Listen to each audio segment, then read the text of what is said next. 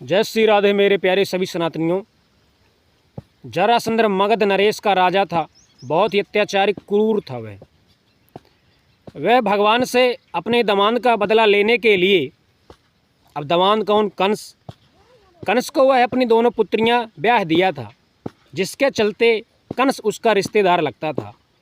लेकिन कंस का जब घड़ा भर चुका था उसके पापों का, तब भगवान उसे उद्धार करते हैं और कंस का वध कर देते हैं श्री कृष्णचंद्र जी, और मथुरा पे रहने लगते हैं।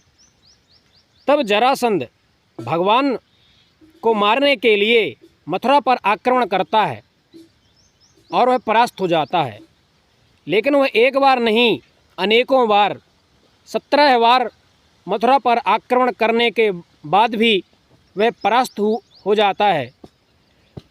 तब भगवान उसे मारने की एक योजना बनाते हैं। लेकिन अक्रूर जी से कहते हैं कि हे अक्रूर जी, अभी हमें हमारा विचार यह कह रहा है कि हम मथुरा छोड़कर कहीं और सुंदर भव्य नगरी बनाएं। तब वह विश्वकर्मा जी का आवाहन करते हैं, द्वारकापुरी को बनाने का आदेश देते हैं। विश्वकर्मा बहुत सुंदर भव्य द्वारका नगरी बनाता है। जब भगवान श्री कृष्ण हस्तिनापुर आए और अर्जुन भीम को स्वयं तीनों विप्र रूप धरकर मगध नरेश जरासंध के यहाँ गए, तब भगवान कृष्ण अर्जुन से जरासंध के जन्म की कथा बतलाते हुए कहते हैं कि हे पार्थ, जरासंध बृहद्रथ का पुत्र है। राजा बृहद्रथ महान तेजस्वी प्रतापी थे। उनकी 2 पत्नियां थीं, लेकिन उनके कोई संतान नहीं थी। तब वह ऋषि कौशिक के पास जाते हैं, अपुत्र प्राप्ति की याचना करते हैं। उनके प्रेम भाव, भक्ति भाव को देखते हुए ऋषि कौशिक एक फल प्रदान करते हैं। वह फल आम का था और कहते हैं कि हे राजा, इस फल को अपनी पत्नी को खिला देना। राजन जब अपने राजभवन में आता है और अपनी पत्नी से कहता है कि इस फल को आप खा लेना। उसकी 2 पत्नी थीं, जिनमें से छोटी पत्नी के पुत्र हो गया था, लेकिन बड़ी पत्नी के कोई संतान नहीं थी। इस चिंतित विषय में राजा महर्षि कौशिक के पास गया था। जैसे ही वह फल अपनी बड़ी रानी को देते हैं कि इसे रात्रि के समय इस फल को आप खा लेना, जिससे आप गर्भवती हो जाओगी।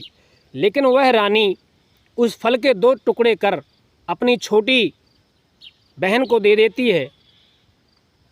जैसे ही उस फल के 2 टुकड़े काट कर वह दोनों खाती हैं, तो दोनों ही गर्भ धारण कर लेती हैं।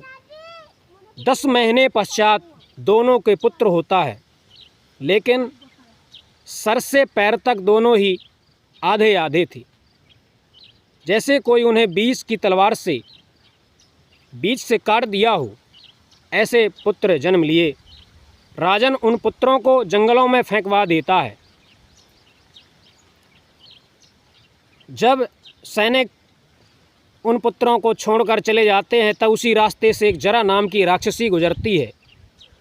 उन दोनों अधकटे हुए शिशु को उठाती है और अपने मंत्रोच्चारण से उन्हें जोड़ देती है। जोड़कर वह एक नया शिशु का अवतार ले लेता है। वह जरा नाम की राक्षसी राजन को वह पुत्र दे देती है, जिसके कारण राजा उसका नाम जरासंध रखते हैं। वह बड़ा होकर अत्याचार करने लगा, ऋषिजनों को परेशान करने लगा। इसी के चलते भगवान भीम को ले जाते हैं और उससे मल्ल युद्ध करवाते हैं। भीम और जरासंध का मल्ल युद्ध 13 दिन तक चला। वह भगवान श्री कृष्ण 14वें दिन भीम को इशारा करते हुए कहते हैं कि इसको तुम जब इसका वध करना, तो इसकी जंघों को पकड़कर इसे बीच से ही फाड़ देना और उल्टी दिशा में फेंक देना, जिसके कारण यह न जुड़ सके। भीम वैसे ही भगवान कहे कि कृष्ण जी के अनुसार करता है और जरासंध का वध कर देता है। तो जरासंध के जन्म की कथा यही थी।